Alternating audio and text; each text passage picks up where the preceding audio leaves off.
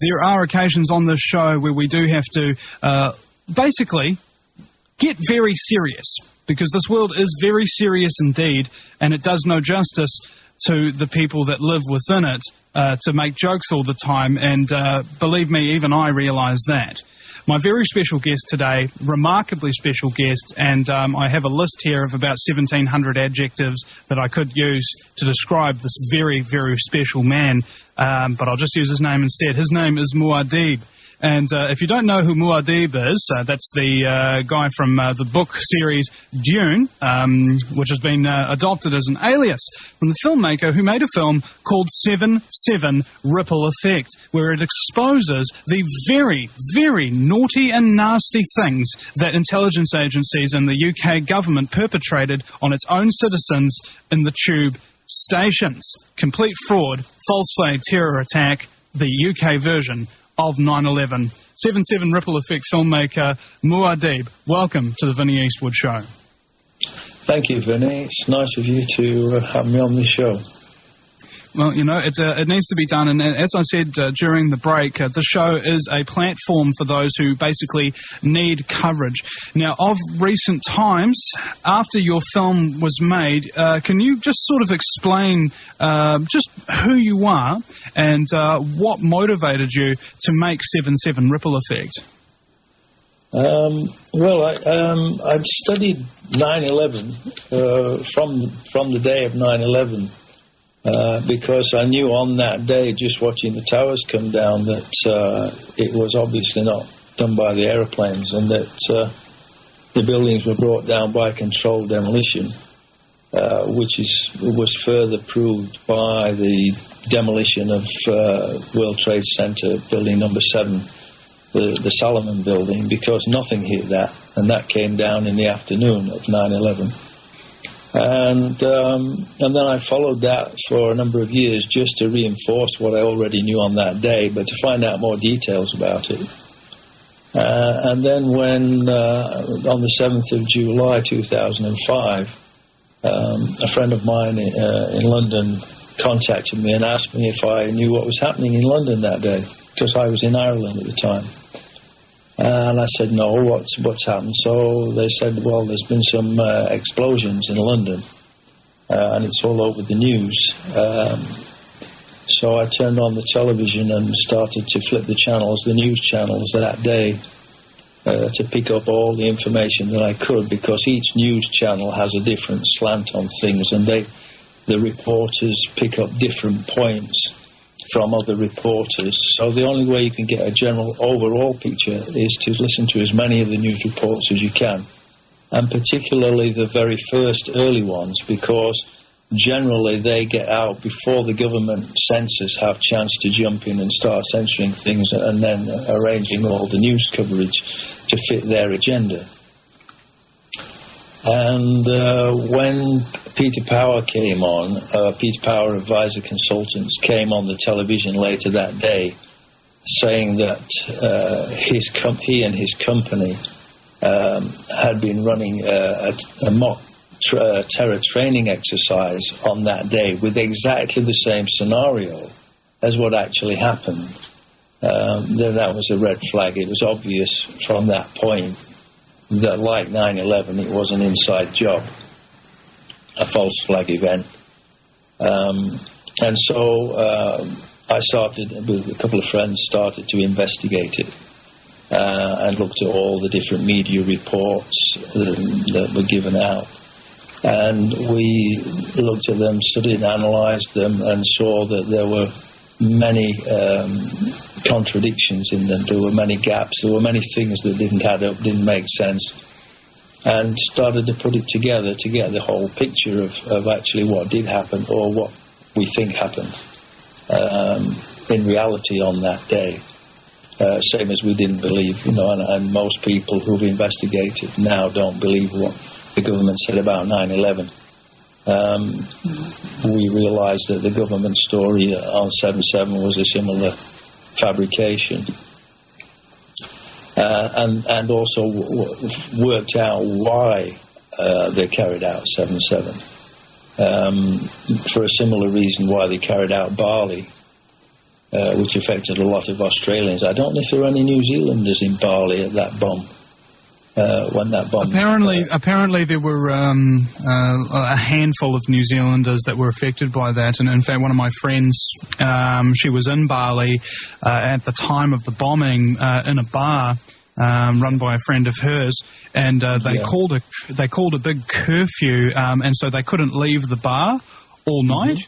But the bartender was very nice, and he said drinks on the house, and pulled out a bunch of beds and things of that nature for all the bar goers to sleep on the floor. So yeah, it was very hospitable of him.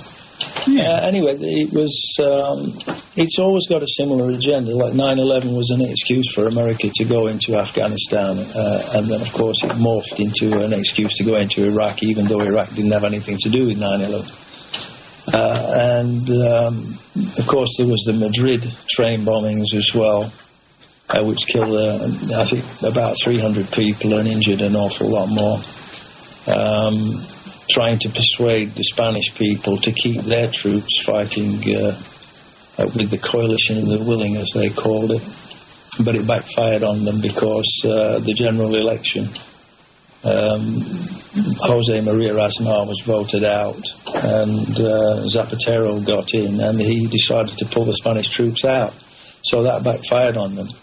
And that was on 3/11, which was actually 911 or 911 days after 9/11. And then, what a tangled web we weave. Exactly, yeah. And these people that are behind all this are into numerology and things, and rituals and all kinds of satanic nonsense. Occult ceremonies and things of that nature. Exactly, yes. And the same happened in London, because in May of 2005 there was a general election in the United Kingdom. And prior to the general election, there had been over 1 million people demonstrating in the streets of London against the war and wanting the British troops brought home. And as a result of that, at the general election in May of 2005, Tony Blair and his Labour government went from a 300-seat majority to almost being voted out of power. And so they had to find a way to change the British public's mind about the British troops fighting in the Middle East and in Afghanistan.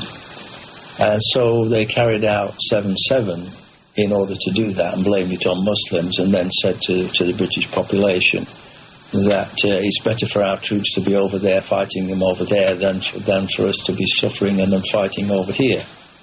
But weren't they already in Iraq at the time of the bombings? Yes, but the British public had demonstrated in the streets of London and various cities, demanding that the British troops be brought back from the Middle East. Let me see if I've got this straight. The reason why the British government was in a big trouble was because they had troops in Iraq, and the reason why they had troops in Iraq was to prevent attacks from happening in England. And even though they had troops in Iraq, an attack happened in England, so the justification is, let's keep troops in Iraq. Well, yeah, but not exactly. No, it wasn't. They didn't go into Iraq to stop attacks in the UK. There hadn't been any attacks in the UK. They were in Iraq with America after the oil. Oh, well, of course. I mean, that's fairly obvious. Yeah. There's no other resource worth stealing over there. Exactly. Yeah, just lots of sand. And I don't think they're planning on starting up an enormous glass empire using pristine Iraqi sand. It just doesn't make any sense. The oil pipeline maintenance and all of that sort of stuff. It turns out that a lot of the big three oil companies have been attempting to purchase refineries and oil fields that they don't already currently control to shut them down, so that it forces an artificial bottleneck for the current oil prices of the world. So geopolitically it was a smart move, because it allowed these, I wouldn't call them Western, I'd probably just call them satanic oil companies to fulfill even more of their agenda, using our people as human shields to do it. Yeah. So what happened was that the British people didn't want the British troops fighting in Iraq and dying, of course, and wanted the British troops brought home. So they had to do something to change the British public's mind. The British feeling was so strong about it that Tony Blair's government went from a 300-seat overall majority to almost losing power, almost being voted out of power, which was an incredible swing in the population's opinion. And so they had to do something to change the British public's mind, to allow them to keep the British troops in Iraq, even though the British people hadn't wanted that, in order to fulfill their agenda that you've just been outlining.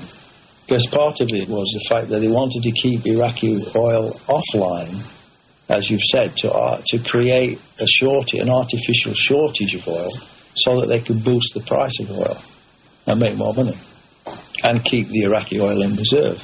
Oh, and facilitate the deindustrialization of the Western world as well. Put people stricken into poverty. It's like we've all kind of grown up with cheap oil, and as soon as you start raising the price on it, people just start becoming destitute. It's just like that. Yeah. So they carried out 7/7 in order to fulfill their agenda, to change the British public's mind and to tell the British public, look, we're being attacked over here now. The only way we can prevent more attacks is to bring in new anti-terrorist legislation and to keep the troops fighting them over there so they don't come over here, which was a load of nonsense, of course. And so after investigating all of this for a couple of years, somebody sent me a link to watch a film about 9/11.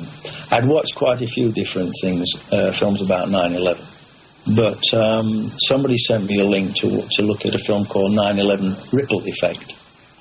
And so I had a look at it, and I was impressed with it in the way that there was no hype. It was very calm, very collected, and just had various experts from various fields of expertise analysing 9/11 and proving to anybody with an open mind that it wasn't the way that the government had told us, and that it was an inside job. I was so impressed with the film that I asked some friends of mine who were also investigating 7/7 in London, and I said, I think, in fact, it was one of them that had sent me the link to this 9/11 Ripple Effect. And after I'd watched it, I said, has anybody made a similar film about 7/7? I said, because somebody needs to make a film like 9/11 Ripple Effect about 7/7 to tell the people the truth that we'd discovered. And they said, well, there's a couple of people who've made a couple of films. There was one called Mind the Gap, and another one called Ludicrous Diversion, and I had a look at them. And although they pointed out some of the anomalies in the government story, and some of the things that contradicted the government story, they didn't really go into it properly, and they didn't explain what happened. So I said to these two friends of mine, I said, well, these films are okay, but they don't go far enough. They don't explain for the average man in the street exactly what happened in a way that they can easily understand. And so I said, well, I think what we need to do is that, we need to make this film, or I need to make this film. So that's what I said about doing, and they put in some ideas and things about a script. Some of the stuff I had to edit out because they'd make wild claims that, not so wild, but claims that, could lead to libel action, stuff like that. So I wrote the script and then narrated the film. They downloaded some of the media articles and things from the internet, and we put the film together. and I wanted to release it on the 5th of November, and it was all timed to get the film out, and we just managed to do it, and managed to get it out on the 5th of November and load it up onto the internet. I don't know if your audience, I understand you've probably got people all over the world listening to this, but I don't know if the people in New Zealand, where you're based, understand the significance of the 5th of November in the UK. In the UK, I mean, we're talking about Guy Fawkes, and we have big celebrations here for Guy Fawkes, and I don't know. For some reason, I don't think that New Zealanders or any New Zealander for that matter has the madness, the gall, or the patsy ability of Guy Fawkes to actually blow up our parliament. And that's what I believe Guy Fawkes was, is he was set up. Yeah, but anyway, they understand the significance of the 5th of November. That's the point I'm making.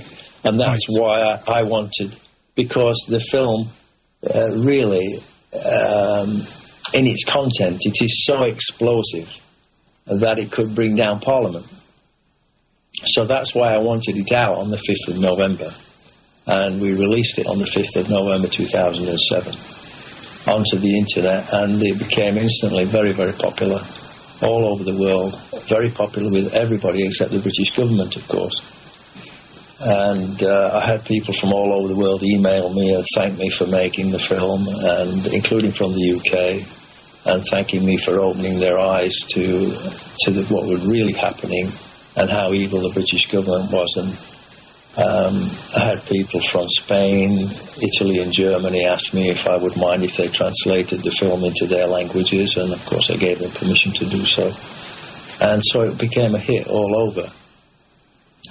And it put the British government in a bind, put them in a spot. My very special guest is Muad'Dib, coming at us live from the UK, the maker of 7/7 Ripple Effect. And we were just kind of cut off from the break.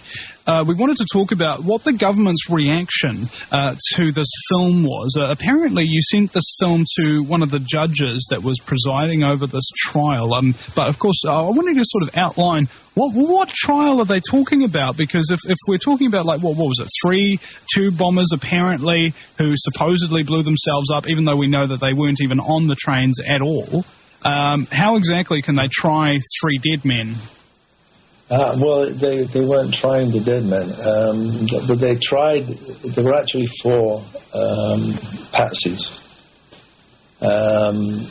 that they accused of being suicide bombers, but it was impossible for them to have done it, as my film proves. And if your listeners Google the 7/7 Ripple Effect, they'll find it on Google Videos, and they'll find it on YouTube, and I hope that they will do that, and they will watch it and see that my film proves that these 4 young men were patsies. They were set up and then they were murdered. But the 4 young men who were accused of being suicide bombers, backpack suicide bombers, was Mohammed Siddiqui Khan, Shazad Tanvir, Jermaine Lindsay, and Hasib Hussain. And the government story was that they caught the 7:40 a.m. train from Luton in Bedfordshire to Thameslink, which is in London. It's adjacent to King's Cross mainline station and tube station, which some of your listeners may have heard of. Some maybe even if they visited London, they may even have been there. But they were supposed to have caught the train from Luton to Thameslink and then gone from Thameslink into King's Cross mainline station and then down into the underground beneath King's Cross and caught these tube trains, 3 tube trains from there, and detonated backpack bombs and blown the trains up. That was the government story. The only problem with that story is that the 7:40 a.m. train didn't run that day. It was cancelled. They were doing work on the lines, and all the trains that day were delayed by at least 25 or 30 minutes, and they got such a backlog of trains from the delay that they cancelled the 7:40 a.m. train that these alleged 4 suicide bombers were supposed to have caught. So they couldn't possibly have caught a train that didn't run. And the government story said that they had witnesses on this train that didn't run, of these 4 alleged bombers on this train that didn't run. So that was, it was obvious that was a setup. Because all the trains were delayed, the 7:40 was cancelled, and the following train was also cancelled that day, and we have that officially, and I show that on the film. And so the only train they could have caught would have been after that, and as the trains that left after that, like all the trains, were delayed by 25-30 minutes, it was absolutely impossible for them to have got to London in time to catch those tube trains that blew up. And so they got to London late. When they got there, they found out that the tube trains had already blown up, the ones that they had been told that they should catch as part of this training exercise. And they smelled a rat, realised that they'd been set up and that they would have been killed, and so their lives were in danger. And so they went to Canary Wharf, which is in the East End of London, and that's where Reuters and all the major newspapers are. And I've posited the idea that they went there in order to tell their story to the media before they got killed, before they got captured and killed. They got to Canary Wharf, but they were shot dead in Canary Wharf. Well, how can suicide bombers who are supposed to have blown themselves up on 3 tube trains then be in Canary Wharf later that morning to get shot? So all of this is in the film, and the film is so popular with everybody, and the government knows that anybody who has an open mind and watches the film knows, after watching the film, knows that that's what really did happen that day. And so the government had to try and do something to discredit my film. And what they did was, or at least this is what I assume the reason that they did what they did, was they arrested 3 friends of these 4 alleged suicide bombers and put them on trial for what the charge was doing hostile reconnaissance. In other words, they were saying that these 3 young men had been to London prior to the bombings to search out targets and things for the 4 alleged bombers. And so anyway, they put them on trial, and having made the film 6 months previous to this trial, and they put it on the internet, it was in the public domain. The film was in the public domain for 6 months before these men were put on trial. But in the media reporting on the trial of these 3 young men, I found out that the prosecutor, on the very first day of the trial, said to the jury that there was absolutely no doubt that Mohammed Siddiqui Khan, Shahzad Tanweer, Jermaine Lindsay and Hasib Hussain had carried out these atrocities in London. And of course that's outrageous, because my film proves that they couldn't have done it. And so there is doubt, and millions of people doubt that the 4 alleged bombers actually carried it out. Even before I made the film, but since I made the film and it's gone viral all over the world, millions and millions of people doubt that they carried out these bombings. So the prosecutor was actually lying to the jury and committing perjury. And so I thought, well, this is outrageous. The truth has to get to the jury, has to get to the court. So I sent some copies of my DVD film, 77 Ripple Effect, to the court in order to inform the jury that they were being lied to by the prosecution. And then I found out, shortly after that the judge himself in the case, Mr. Justice Gross, although justice is a bit of a misnomer in his case, during jury selection, had told the prospective jurors, out of whom he was going to pick 12 for the jury, he told them that, of course you know that Mohammed Siddiqui Khan, Shahzad Tanweer, Jermaine Lindsay and Hasib Hussain carried out these atrocities. Well, that was outrageous for the judge to do that, because there's never been any proper public inquiry into who did it. They've never been found guilty in a court of law, and under British law, there's supposed to be a presumption of innocence. You're supposed to be innocent until you are proven guilty and convicted by a jury of your peers, and that had never happened. And these 4 alleged bombers that couldn't possibly have carried out the alleged attacks because the train they were supposed to have caught didn't run, have been vilified, and they have been victims of trial by media.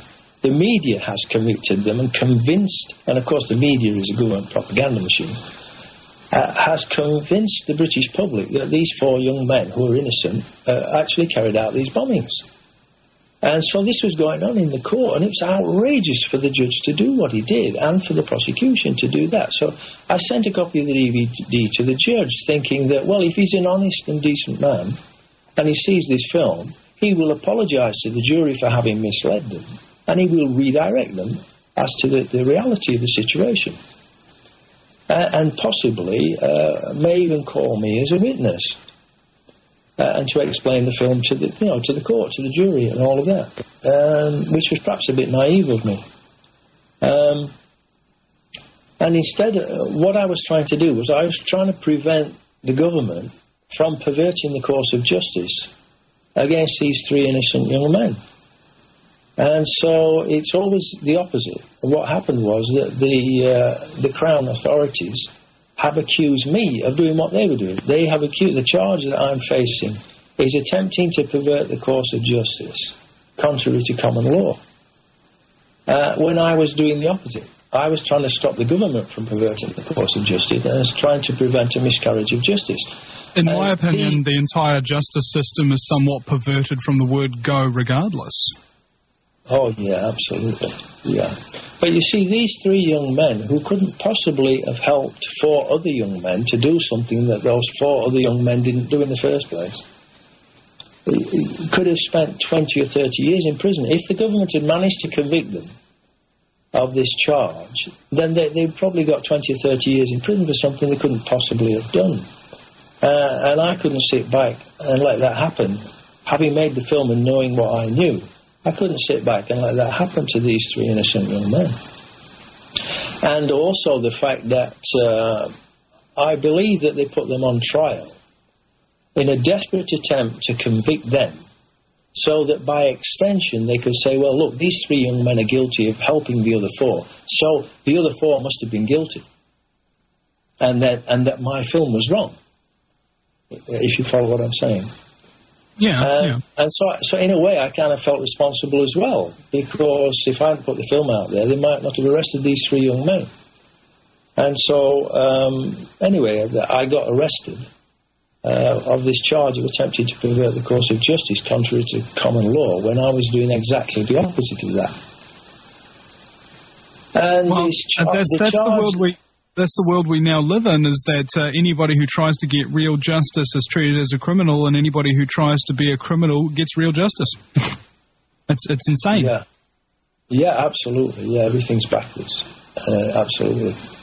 But this charge against me is a very serious charge. Most people are probably unaware. I mean, it sounds like nothing really attempting to pervert the course of justice, that you get a slap wrist or something. But it actually carries a life sentence with a maximum of 20 years. So it's a very serious thing. And so that's that's why we've brought you on the show today, because people really need to stand up and give you as much coverage and attention as possible for this, because if they can do this to you, they can do it to anyone. And particularly they'll do it to activists and patriots and people who care about their country. So in my opinion, an attack on one is an attack on all. And that's why people like yourself really do need to get some more coverage, so that it's in the public consciousness, so that people are aware of these gross miscarriages of justice.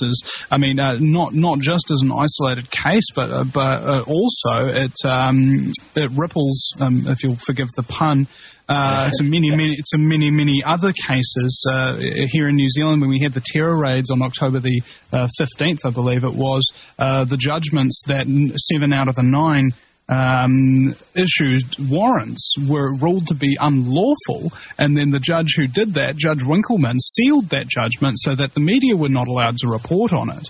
And a friend of mine, Vince Seamer from kiwisfirst.co.nz, the foremost judicial watchdog in New Zealand, reported on this. And then the Solicitor General tried to charge him and get him thrown in jail. And even when another friend of mine, Penny Bright, said the exact same thing on her blog right in front of the Solicitor General in court as well, and we tried to serve documents on him saying, hey, look, we're guilty too. Please charge me as well. And he just smiled and kept walking very, very quickly.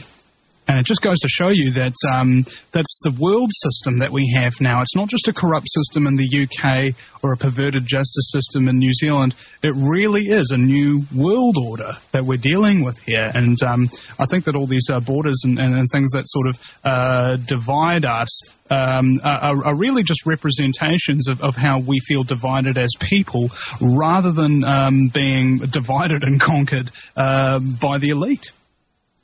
Yeah.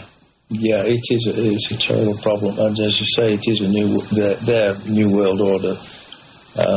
It's outrageous what they did to those friends of yours and to me, and they will do it to anybody who stands up against them. And of course, a real patriot is someone who defends his country from its government, and that, of course, is what I'm doing. But anyway, the thing is that this charge is absolutely ludicrous that they brought against me. There's a bunch of people called Friends of Muad'Dib, and apparently they've all sent DVDs to the court as well. And interestingly enough, none of those people are being charged with perverting the course of justice, so it makes it very indicative that they are targeting Muad'Dib as a political killing, more or less, in my opinion, and has nothing to do with perverting the course of justice, because after all, the only justice that they have in the court system in our countries, in the Commonwealth anyway, under our vicious dictator, the Queen, Queen Detritus, or whatever her name is now, and their new spawn that are about to have just a lovely, lovely, lavish ceremony, you know, it's about time that we say to these people, look, you're a fraud, and that's what we're going to call you, okay? The gloves have come off, and it seems fairly obvious to me that they feel the same way about us. They know for a fact that we're rising up and getting really angry with them, and so they're moving quickly to suppress their forms of dissent, particularly those that are effective, intelligent, and critical of the government, people like yourself. So I'd love it if you could just explain your need for publicity and, of course, the greater ramifications for Commonwealth countries with this trial. Go ahead. Okay, well, it's obviously, like we said, it's obviously politically motivated charge against me to punish me not for sending the DVDs to the court, but for actually making the film in the first place. And for sending them to the court is just an excuse that they're using to try to punish me. But my line of defense is that I've already, in the court, I've already challenged the jurisdiction and the sovereignty of the Crown, of Elizabeth, because she's a fraud. And I'll give out a URL to a web link. It's http://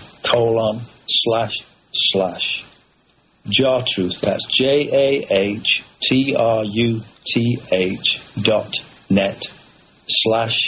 JAHTruth.net/BRITMON.HTM, and then there's a hash sign and the word crimes. I'll give that out again. It's HTTP://JAHTruth.net/BRITMON.HTM hash sign crimes. And that there you will find the document that I have filed with the court challenging not only the jurisdiction of the Crown but also her actual sovereignty. And in that document, I have listed the first line of attack is the fact that she was fraudulently, knowingly and willingly fraudulently crowned on a fake coronation stone on the 2nd of June in 1953. So she was never lawfully crowned in the first place. And the second line of attack is that at that coronation, she took a coronation oath with her hand on the sovereign's Bible, which is a special edition of the Bible, particularly for the sovereign, for the coronation. Okay, with her hand on the Bible, she swore the coronation oath. She then kissed the Bible and signed the oath in Westminster Abbey. And a part of that oath is that she swore to maintain, to the utmost of her power, to maintain the laws of God. The laws of God, okay, in the book that she swore the oath on, in the law, in Deuteronomy chapter 4 verse 2, it prohibits mankind from legislating. Okay? Now, all of the New World Order's power comes from their ability that they've deceived people into believing that they have the right to legislate. And of course, what happens is they make up their own legislation to enable themselves to rip everybody else off, make themselves very, very rich, obscenely rich, and in the process make everybody else very poor and drive them into poverty. And then, of course, the poverty creates crime. And then these hypocrites who've stolen billions put the poor people who are trying to feed their families and stealing. And I'm not condoning the stealing, but they put them in jail for stealing a loaf of bread to feed their family. These people are absolute hypocrites. But I've challenged her jurisdiction and her sovereignty, and I have proved that she has thousands and thousands of times she has broken her coronation oath. The coronation oath is her contract with the British people and with the wider Commonwealth, the people of the Commonwealth. Okay, it's a contract in which she swore to uphold God's law. Now, she has broken that covenant thousands and thousands of times, so she has actually broken the contract. And the first time that she broke her coronation oath, then, lawfully speaking, she was no longer the monarch with immediate effect, even if she had been crowned lawfully on the real coronation stone, which she was not. So on both of those lines of attack, she is a fraud and a criminal and a traitor. And so I have filed a witness application with the court to have her come to court on the 9th of May this year to my hearing, where I want to cross-examine her and want to prove to the whole world that she's a fraud and a criminal and she should be in prison. My very special guest this evening for everybody, it's my esteemed pleasure to bring another Kiwi collaborator onto the airwaves for the first time. His name is Matthew. And I'm not sure if you want me to disclose your full name, mate, because basically, ladies and gentlemen, he has experienced what it's like to support somebody who's who's been thrown under the bus of the state somewhat, and then wound up getting deported. Those of you who listen to the show regularly know that last week we interviewed Muad'Dib, the filmmaker who made the breakthrough film 7/7 Ripple Effect, which exposes hand over silk fist that 7/7 was an inside job, much like the British version of 9/11. And Matthew joins us now from New Zealand. Matthew, welcome to the program. Thank you, Vinny. It's a pleasure to be here with you. It's always a pleasure to have new people on air here with me. One thing I'd really love you to do, just to sort of preface this conversation we're about to have, is explain who you are and basically just a little bit about yourself. Okay. Well, my name is Matthew. I've been a friend, supporter and student of Muad'Dib for a number of years. For anyone who doesn't know, Muad'Dib is the maker of the documentary film 7/7 Ripple Effect, which calls into question the official account of events surrounding the London tube trains and bus bombings of July 7th, 2005. I've been studying and supporting him over in Europe for a number of years, and when I heard he'd been arrested in Ireland and was facing extradition to the UK to face the ludicrous charge of seeking to pervert the course of justice, which carries a possible life sentence, simply for sending copies of his film, The 7/7 Ripple Effect, to a UK courthouse. I travelled by boat from where I was living at the time in the Netherlands to Ireland to support him. That was in mid-2009, after he was arrested earlier that year for sending copies of his film to the courts in 2008, as he explained to you, Vinny, when he appeared on your show last Wednesday. When I arrived in Ireland, he was fighting extradition and was awaiting a Supreme Court hearing in which he was appealing the extradition order.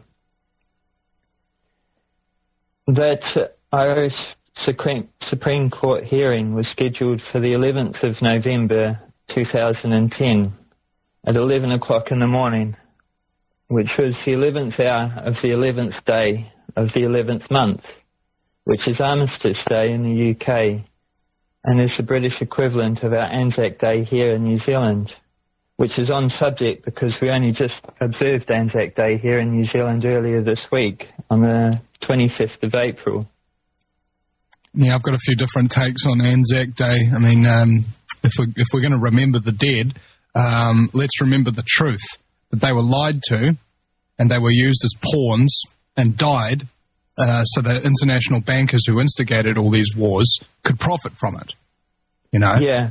And I will remember the dead much longer than somebody else who thinks that they died for freedom, because I know the truth.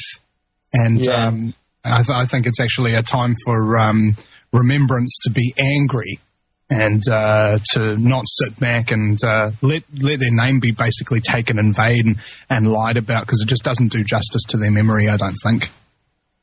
Yeah, that's right. Well, the way I see it is, and the way I remember it, is it's a day to remember those who fought and gave their lives to protect us against tyranny. I mean, that's the ideal, even though, you know, they were lied to and were used as pawns in wars for imperial gain. But and remembering it for what it should be in an ideal world is, you know, to fight against tyranny and to pay the ultimate price for that. And it is that tyranny that Muad'Dib is fighting against now. But this time the tyrants, well, as last time, the tyrants are within our own governments and also presiding over them. Well, with the UK here, I mean, it's more security cameras than any other country on earth per capita, as far as I know. People are photographed like 100-something times, and this royal wedding and the raids that happened the day before, everybody who was planning to do a thing called freedom of speech was raided and arrested the day before, so that the royals wouldn't have their festivities rudely interrupted. Instead, they just rudely interrupted everybody else's festivities, didn't they? And it just makes me sick, you know. And it's really the UK has become a very paranoid state. Now, it's just incredible the amount of police control that happens there, not just in special events like, you know, what's just happened over there, but all the time, where everyone is treated like a criminal. And the population is taught to look at each other as if they're potential criminals. I mean, while we were over there, we were, you know, handing out copies of DVDs of Muad'Dib's film, The 7/7 Ripple Effect, to people and, you know, trying to spread the word about it. And people would look at us suspiciously just for doing that, you know, and we were actually reported to the authorities by people, you know, the public, for doing that. It's like people have been programmed to be wary of anyone who doesn't think according to the official line, so to speak. Well, it seems to me that more often than not, the official line is just a story, and the reality is a secret. Yeah, it's a fairy tale story. Yeah, where we're told to be, told to be afraid of anything that's not completely according to their agenda. And that's acting under the assumption, of course, and that official sources are reliable sources. And in my opinion, official sources haven't been reliable for quite some time, to the extent possible, saying possibly they might not have been credible ever. And that's pure speculation on my part. I'm sure that the government does occasionally tell you things that are the truth. However, it's not the important stuff that they tell you the truth about. No. If they tell you the truth, it probably means someone slipped up somewhere. Yeah. It reminds me of the Port Authority worker who let it slip that a nuclear device had come through a US port, and then the reporter goes, "What?" and the authority worker goes, hold on, I'll just direct you to Homeland Security. Homeland Security sends the reporter a letter. He was just talking out of his ass. That wasn't the truth at all. No. And it's like you say, accidentally letting the truth slip is, the most likely way that we'll ever get the truth out of these people. Yeah, that's right. And it's few and far between because they do keep somewhat of a tight noose on the topic.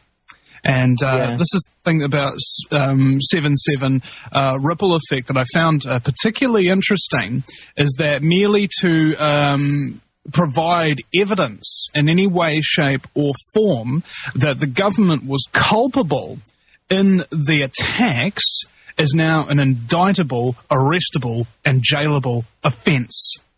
Getting evidence out to the public or to those who are having people on trial who are, for all accounts, most likely innocent of the crimes that they're being charged with is now a crime in itself.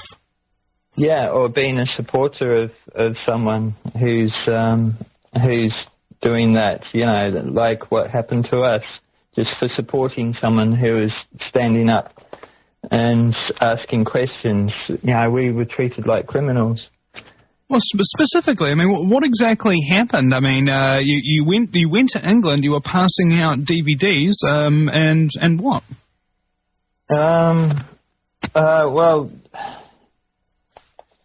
I'll come to that later. I'll sort of, if you don't mind, I'd like to continue telling the people about Muad'Dib's court appeal in Ireland before. Absolutely. We went across to the UK, please. Absolutely. Go right ahead. Let's start off with the Emerald Isle. Yeah, so he was in Ireland appealing the extradition to the UK. He prepared submissions to the court at his Irish Supreme Court appeal hearing, which contained 54 valid legal points demonstrating how the extradition was unjust, illegal under the Irish Constitution, the European Arrest Warrant Act of 2003, and it was also unlawful under God's law. Nevertheless, the three judges at his appeal hearing at the Supreme Court in Ireland decided to carry the extradition, and he was taken into custody and extradited to the UK a few days later. That verdict proved beyond a shadow of a doubt that no court in all the lands, not even in supposedly independent states like the Republic of Ireland, that the Irish fought and died for over 700 years to win independence from the British monarchy, is really free from UK Crown control. If the Irish Republic was truly free from British Crown control, the extradition would not have been carried because it was against the Irish Constitution on a number of points. But all judges and barristers in Ireland and throughout the Western world are members of the bar. which is an acronym and means the British Accreditation Registry, which originated in Temple Bar in the City of London, and it serves the British Crown. So all lawyers and judges throughout the Western world serve the British Crown, and by extension, those Western nations are controlled through their respective judiciaries by the British Crown. So after Muad'Dib was extradited to the UK, myself and a fellow supporter of Muad'Dib from another Commonwealth nation, South Africa, set off in my New Zealand flagged boat for the UK to follow his case and support him there. Unfortunately, we were not welcomed in the UK, and after a series of events, we were physically removed off the boat and deported to our respective countries of origin, being told that we had no legal right under their legislation to be in the country. Our deportation should never have happened and was an outright abuse of police and powers, and it happened for political motivations. How this happened was we travelled across from Ireland across the Irish Sea. Your microphone seems to be scratching a little bit there. You might want to take it a little bit further away from your mouth. Okay. Is that better, Vinny? That's much better. Continue on, please. Yeah. How this happened was we travelled across the Irish Sea to England, and then we sort of coast hopped, sailing around the coast on our way to London. And when we arrived to London, we were told that we should have checked into immigration at our first touch of land in the UK, which was, for us, it was a remote bird sanctuary island in the Bristol Channel, and it was just impractical to have done that. So the authorities told us suggested us to depart the UK across to Europe and then re-enter the country, and upon re-entering, to approach immigration within 24 hours. And that we did. In the meantime, while we were travelling around, we had been handing out DVDs and leaflets, to support Muad'Dib, which we thought was, just a normal thing to do, like to anyone who's interested in hearing about the case. So we travelled across to Europe, across to the Netherlands, and then we travelled south down the French and Belgian coasts, and then came back across to England on the south coast. And we did what we were told. We contacted the authorities as soon as we arrived. But we asked to speak to immigration. But because we were obviously already known and expected by the British authorities, immigration weren't the people who first came to us. We were greeted by the Special Branch Anti-Terrorist Squad of the police, who separated the two of us and interviewed us under Schedule 7 of their anti-terrorist legislation, which is basically you have no fundamental rights. You're obligated under this legislation to answer all questions. You have no right to remain silent. It's just a total abuse of policing power. So let me get this straight. They stage a terror attack, pass legislation to suppress everybody's rights, and then when people call them on the fact that they staged the terror attack, they use the legislation they passed to suppress their rights. Yeah, that's exactly right. Yeah. Well, I see that's really positive, isn't it, for democracy and individual sovereignty and any description of discourse of freedom, isn't it?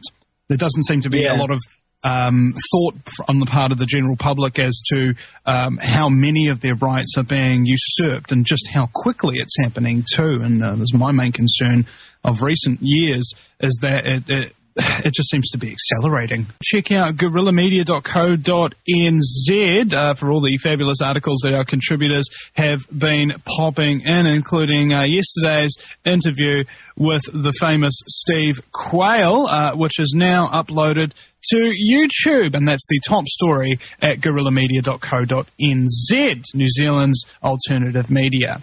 My very special guest today, our Kiwi collaborator, is Matthew from New Zealand, and he was deported from the UK as a result of his public support for Muad'Dib, who's trying to expose the 7/7 tube bombings as a government-instigated self-inflicted wound.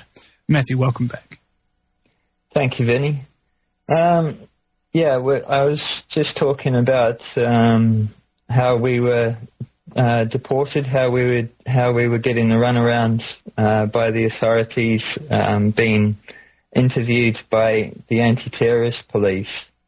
And then, the anti-terrorist police asked us all kinds of questions and finally concluded that we were peaceful people, which we are. We're just we're just sharing our beliefs with people. And they said they had no... Beg your pardon? What made them suspect that you were dangerous people when you were handing out DVDs? Well, it's... Because when I see people handing out DVDs, I hold my girlfriend's hand a lot tighter and snuggle her closer into me as we walk past these very dangerous individuals with their discs made of plastic, because they're almost as dangerous as Tron characters as far as I understand it. Yeah, well, to these people. To the instigators of the system and these anti-terrorist police and all the rest, you have to remember, are only foot soldiers. They're just people like you and I who have been misled, deceived, and they genuinely believe that they're doing the right thing. And they've got wives and families themselves, and they're just trying to earn a living. So. But they're acting under orders. They have to do what they're told from above. So, that they were obviously ordered from above to interview us. Well, that's one of the things I'd like to make a point on here, is that they call themselves anti-terrorist, when if you have a look at the definition of terrorism, one of them is it's a method of governing people. So the reality is that anti-terrorism forces are in fact terrorism forces, and they are there to govern you in a terrifying way. Yeah. So anyway, we spoke in the interview with these anti-terrorist police, and they actually ended up being supportive and shaking our hands and wishing us all the best. Unofficially after the interview was over, but they took notes, and they sent the notes that they took to the higher echelons, who are the ones that say what's what and what happens. So the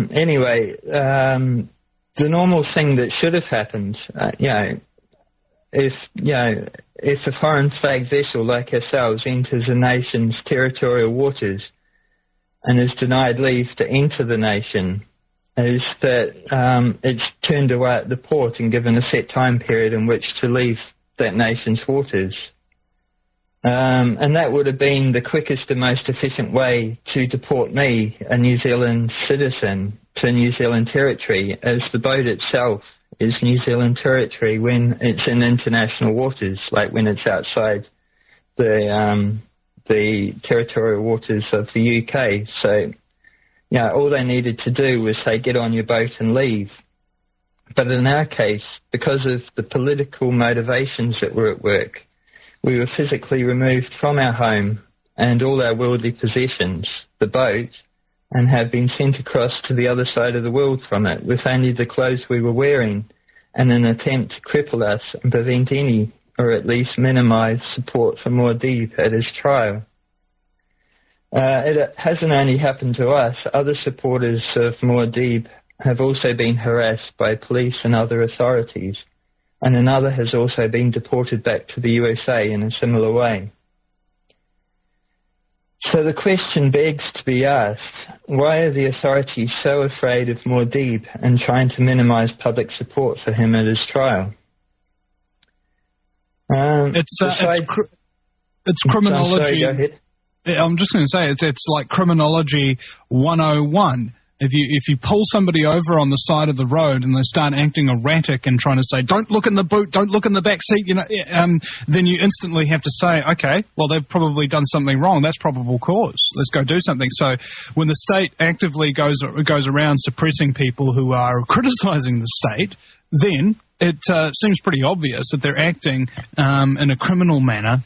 And so therefore, it makes it even more suspicious than originally, if that's even possible. Yes, yeah.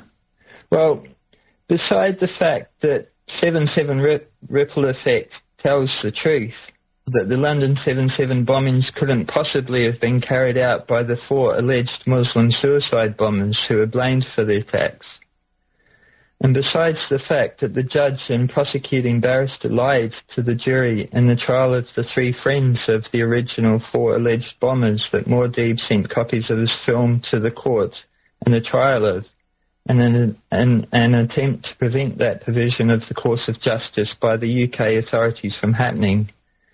The real reason the authorities are so afraid and are working so hard to keep everything quiet and out of the public eye is because of the unique way Muad'Dib is defending himself at his trial. Muad'Dib has challenged the authority and jurisdiction of the Crown to bring charges against him based upon the evidence he has, which firstly proves that the so-called Queen, Elizabeth II, was fraudulently coronated on a fake coronation stone and therefore is not the true monarch, or not the true sovereign, after the real coronation stone was removed from Westminster Abbey and her line by 4 Scottish nationalists in 1950. Secondly, even if she was the true sovereign, which she is not, Elizabeth II is in breach of contract and therefore has nullified her sovereignty by unlawfully giving, quote, royal assent to thousands of pieces of anti-God man-made legislation after she swore an oath upon the sovereign's Bible and kissed the Bible and signed a legally binding contract with God and the people to keep only God's laws contained in the Bible, which strictly prohibits any turning aside from God's law. Muad'Dib has called Elizabeth as a witness and wishes to cross-examine her at his trial, which is scheduled to commence on the 9th of May this year at Southwark, it's pronounced Southwark Crown Court. It's spelt Southwark for anyone who isn't familiar with the English way of pronouncing things. It's at Southwark Crown Court in London. What I would like to ask everyone to do is to please contact your local media outlets or any media outlets you know of and ask them to please cover his trial, and ask you to do this as well, please, Vinny. If enough people do this, this should force the mainstream media to cover this all-important and historical trial, which will, in turn, make it very difficult for the authorities to continue to behave dishonourably and pull any more dirty tricks, which they seem to be very good at doing at Muad'Dib's trial.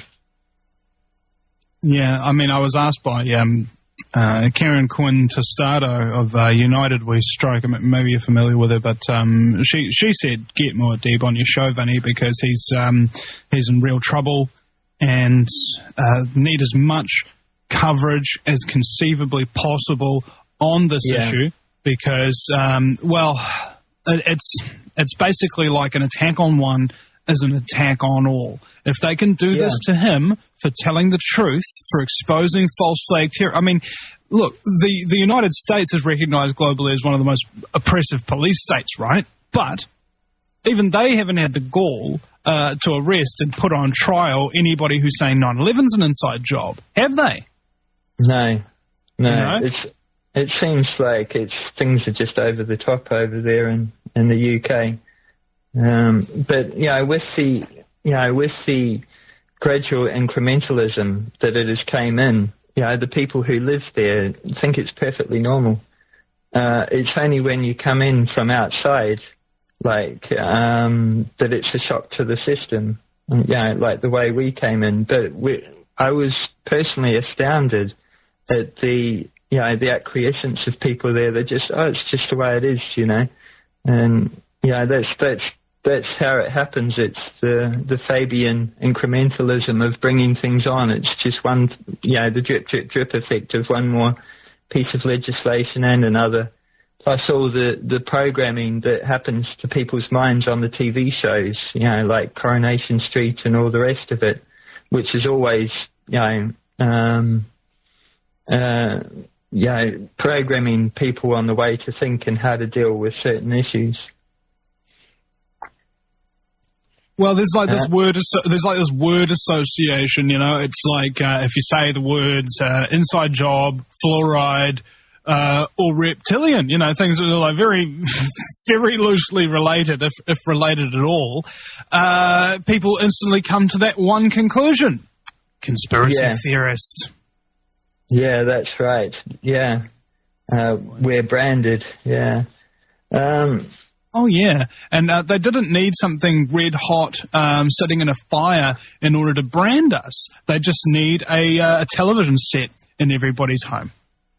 Yeah, that's right. Yeah, the most powerful mind-controlled device ever invented. That's quite fantastic. Wouldn't it be great if you could reprogram people using the same brainwashing mechanisms? Like, what if mainstream media showed 7/7 Ripple Effect on the day of Muad'Dib's trial, or a day before? Yeah, well, that would be brilliant. But the chances of that happening is next to zero. But this is why I'm saying if everyone contacts the media and says, look, I've heard about this trial happening of this man, and I want to know more about it. There should be hundreds of reporters, if not thousands of reporters in London in this time that are probably, they'd probably like to pick up some extra story while they're there. So, it's the ideal time to strike and make a big push to get, some real coverage of Muad'Dib's trial. Yeah, and my producer's just saying that the UK is basically out of control. Interesting to note that the royal wedding yesterday was exactly at the same day and time as Hitler's wedding to Eva von Braun, which was 66 years ago today. Yeah, nothing is coincidence, is there? They love their numerology, don't they? And I think it was the Madrid bombing or something like that was like 911 days after 9/11, and it's just There's a whole goes on and on. It's a never-ending rabbit hole, and so many people just say, "No, I'm not going to go down it. There's too much to learn. It's too hard. I'm quite happy bouncing along on my cushioned bubble of ignorance." And if I get sent to a camp, so be it. Yeah. Well, people are sleepwalking, and they need to wake up and realize and smell the roses, because otherwise they will end up in a camp, exactly as you say. Or it's the lighter side of genocide, broadcasting live from the future, from the island-chained nation of New Zealand, where my Kiwi collaborator for today, Matthew, joins us now. Matthew, welcome back. Thank you, Vinny. Yeah, it's a fitting song you were playing by Bob Dylan about the time, because this is a very crucial time for all of us. coming back to what we were talking about, especially with Muad'Dib's trial, which is happening on the 9th of May in London. Because if Muad'Dib proves that the Crown has no authority to bring charges against him at his trial, it then means, by extension, the entire Crown criminal syndicate, the corrupt system, and their totally evil plans to exterminate, depopulate, and totally enslave the world can be peacefully halted in its tracks and defeated. So, yeah, this is why I'm asking for a timely exertion of pressure on the media, asking them to cover this trial, which involves the so-called royal family. And it's exactly what we need right now. I mean, we're talking about basically a society that, and as Timmy was saying in the chat room there, that Brits love to be downtrodden, and I think maybe we all do. Maybe we've got this kind of this human psychological complex, what I like to call psychological castration, where we love, can't say that enough, to be slaves to a certain extent. And without question, when we look at our society, when we look at how bad things just seem to be commonplace, and more often than not, we get sort of a bit, I don't know, freaked out about it, frightened, or something along those lines, but don't stand up against it. And this is wrong. This is the wrong thing to do. If you are being suppressed, there is only one option. It's the same option that everybody else has had to face, regardless of whether or not they wanted to, throughout history. It's resistance. Okay? Yeah, you can't just sit there and moan about it. You have to actually stand up and do something about it. People love to talk about the problems of the world over their dinner. But when the dinner's finished, so the conversation finishes and people just carry on with their life as normal. And that has to change. People have to stand up and do something rather than just sit there and talk. Yeah, and I've been saying for a long time, ironic as that sounds, that we need to quit with the gander and get with the proper, and undermine all the propaganda. You know what I'm saying? Yeah. It's I'm just the frustration for me, and I'm pretty sure everybody else agrees with me, is that we don't have the same sort of broadcast mediums or propaganda machines to amplify our voices inordinately, much like mainstream media does. So, therefore, those channels are not open to us. We have small things like there's plenty of patriots out there who've got radio shows, small television shows, internet websites, and things of that nature that they use to help get the word out. And incidentally, they seem to be growing in popularity exponentially, which is a very positive sign. So what we are looking good. So let's not forget that things are getting much better and worse at the same time. It's not all doom and gloom. It's about 90% doom and about 10% happiness. But that 10% happiness is growing, goodness knows, it may wind up being 90-10 in the other direction if we actually do something about it. And when I say we, I mean you, okay? Yeah, Everybody's listening to the show. It is your responsibility. As soon as you hear about this and you don't act, then you automatically become culpable. That's why people don't want to hear the information in the first place, because they're afraid of what responsibility it might burden them with. Yeah, that's dead right, Vinny. Yeah, as you say, the darker it gets, the more people will seek the light, and it is getting darker and darker, as we can all see. And there are more people seeking the light, which is terrific. But it does come to that tipping point in people's lives where enough is enough, and they start actually feeling obliged to do something about it. And it's great that people are waking up and more and more, and this is happening. Yeah, well, it just goes to show you that even if you've been conditioned to accept the New World Order your entire life, you can still wake up and wake up easily. I'd like to thank you very much, Matthew, for coming on the show today.